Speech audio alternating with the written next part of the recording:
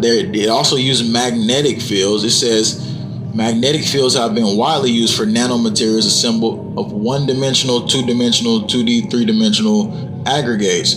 So basically what we're speaking of here is we're talking about a cyber grid, a new grid, because again, humans operate on a grid, and the fact that you think about something and then you see it happen, or somebody just talking about it. We're not talking about YouTube recommending you something, where you just like, oh, well, YouTube just recommended me something. We're talking about when a collective consciousness thinks about something, and then you see people talking about it, and you're like, wait a minute, I never talked to this person. That's because we're all operating on this grid, and this is a grid that they study. So they're now creating a new grid, and in this new grid, they need nanomagnetic situations. And I'll click actually into the actual paper in the journal where it talks about this. It says self-assembling magnetic nanomaterials. So why all of a sudden do we need magnetic nanomaterials? You know what I'm saying? Why all of a sudden do we need magnetic nanomaterials? Because like we said, the artificial sun, ITER, was just transferred to France. And they were saying this was the most giant magnet in the world. So what do you think they're going to do with that giant magnet? Just like the sun powers humans, the artificial sun will power magnetic humans, and it will operate on a grid line of energy that's different from what the normal human operates on. This is in question in my theory. So let's go down the line here. Scientists warn of bleak cyborg future from brain-computer interfaces.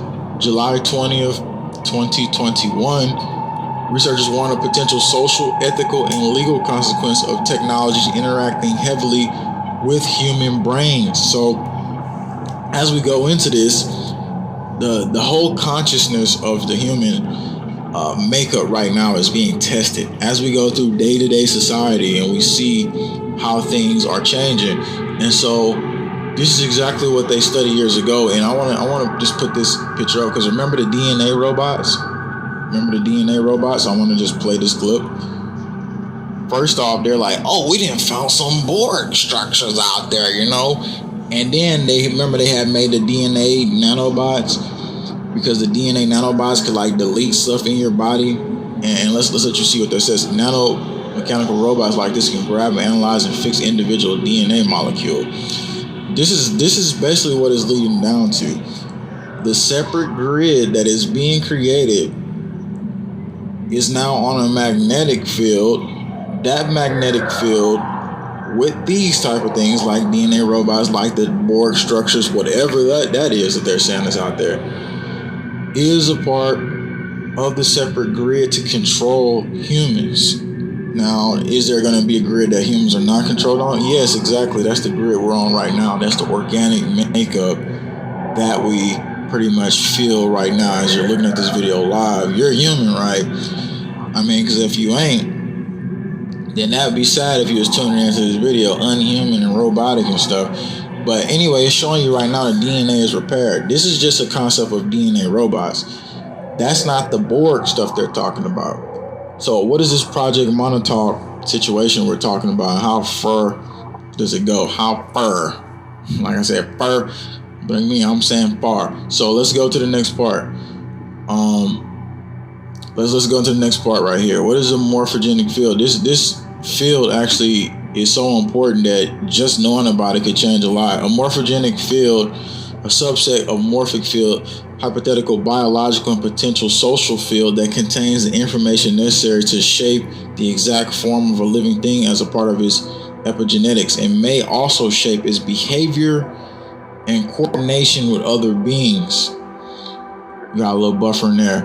Anyway, it may shape its behavior in coordination with other beings. This hypothesis is not accepted by most scientists, who consider it pseudo-scientific. The term morphogenic field has also been used in a different sense by mainstream developmental biologists. And this is exactly what they were studying. You remember what was it called? Stranger Things. This is actually what they modeled it off of when they were like military was taking boys or something like that, and they were taken to a secret facility in New York. Montauk is actually an area in New York. That's why they named it Project Montauk. And so, inside the real life lab secret experiments that inspired Stranger Things. And it goes into Long Island, now called Camp Hero State Park. For 18 years, he knows the spooky abandoned military base which supposedly inspired the Netflix series Stranger Things.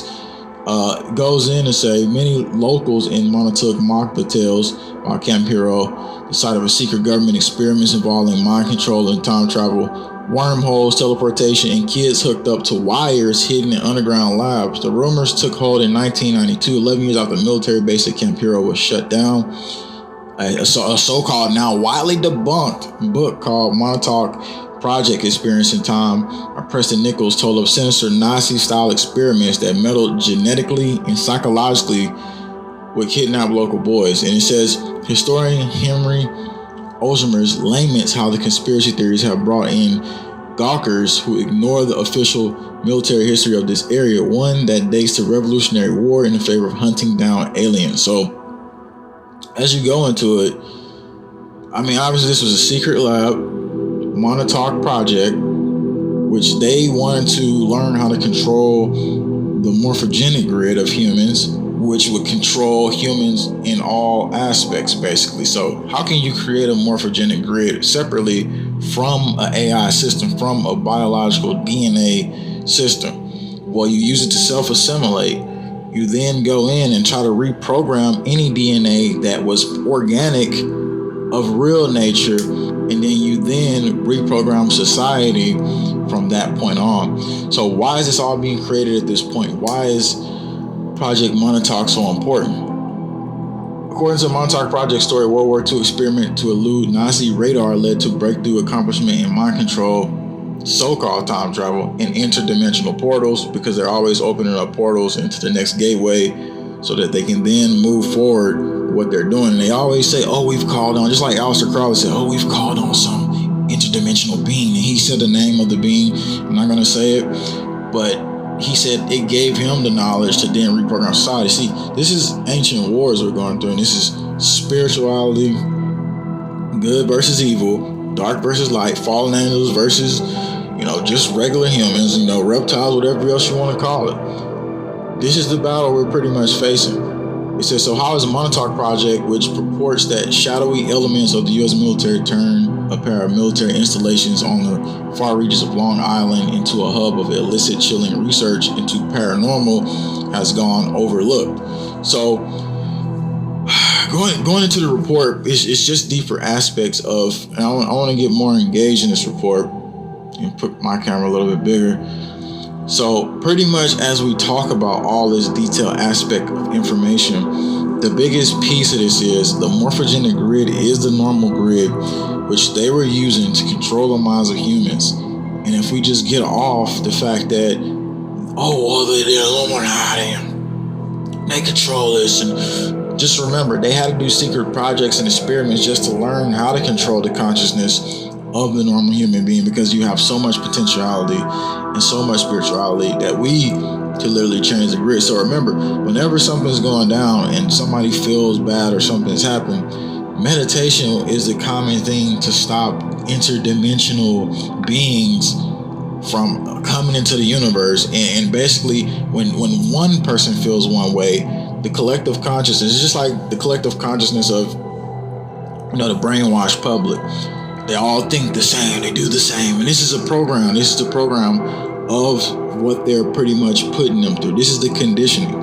But when this DNA grid is activated, they're going to have their own activation codes linked into it in a cybernetic Borg grid, which will then program them and have them ready for the assimilated reality. It sounds crazy right now, but this reality is exactly what's being built. So why would they need to transfer a giant magnet? That magnet is going to work as the operational grid system. This is all in theory right now, and this is something I'm looking into deeply. And somebody else in the comments says, y'all are enlightened. Another one says, prepare, stock food. And so again, we wanted to put this out. Like, the detailed aspect of this is, let's go down a little bit more. Just read a little bit more of it. And they try to debunk this thing now. It says, perhaps it's because the story originated from sources dubious even by conspiracy theory standards. It says Montauk Project itself, they say, is fiction. But, anyway, you go in deeper than that. Experiments like the ones supposedly carried out at Montauk mean that this theory will stay intriguing for the few who know it. And with the popularity of Stranger Things firmly established, perhaps Montauk's project time in the spotlight might finally be just around the corner. Bizarre origins of Project Montauk. Montauk Project allegedly involved abduction of orphans and runaways who were subjected to physical, psychological torture. So again, this is